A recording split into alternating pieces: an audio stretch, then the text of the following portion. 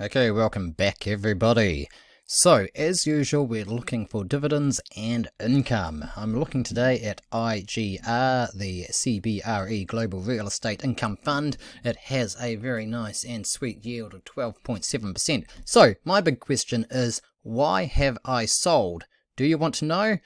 And if you're interested in learning more about these types of opportunities, hit me up with a comment down below. Let me know what type of funds or stocks you want me to look at, and I'll do my best to provide you with some insight. So look, I did have a very small position in IGR.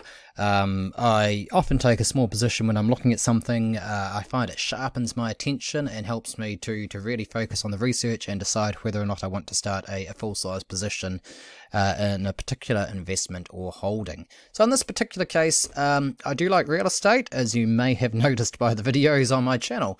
I find real estate often has good income opportunities and some good capital appreciation. Now, if we look at the IGR over the long period of time, it's an income fund. Obviously, it was horribly hit in the global financial crisis with quite a steep decline here from about $20 down to $2, so sort of a 90% decline. Since then, it's been relatively steady, paying a relatively consistent dividends. So if we look at the dividend history here, I think it's quite instructive.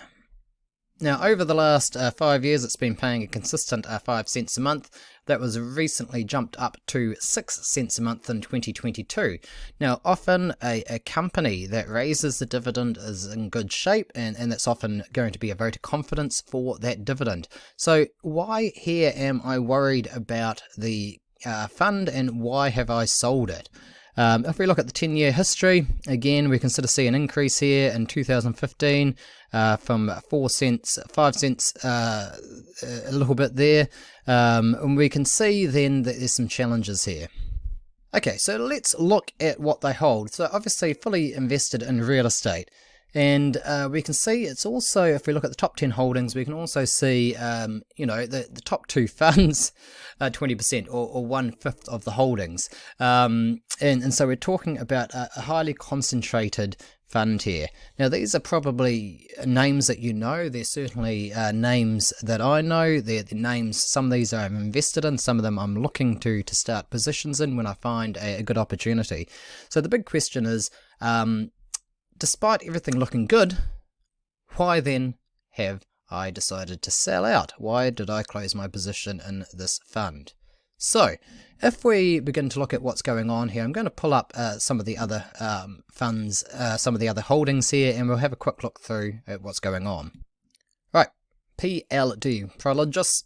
Okay, so we've got a yield here of 2.9, and we can see over the 1 year a fairly steep decline from 167 down to about 114 today, 112 today. So we're talking about a fairly substantial decline over the last year.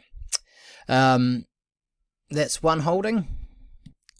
The other main holding, EQIX, Equinix, again, yield relatively low, 1.9%.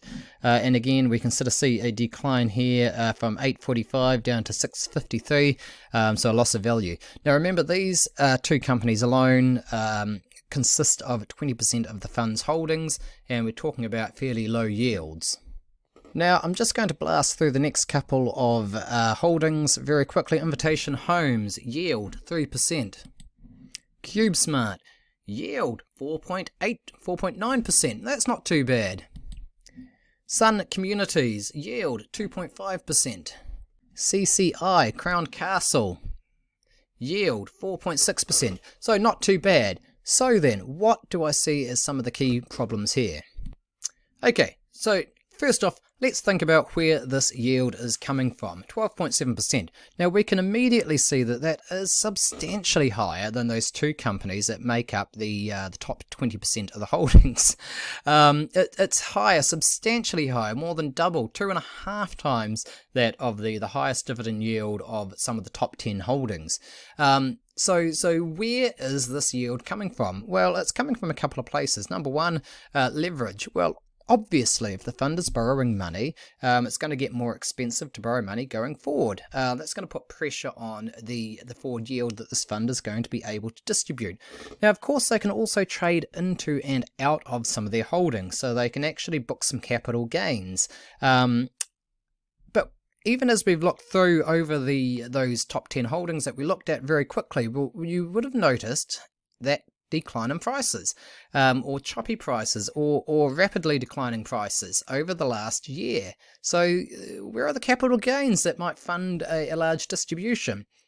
So long story short, the yield is not being covered by the underlying holdings. The leverage used is going to become more expensive, reducing or eroding the opportunity to pay out this high yield.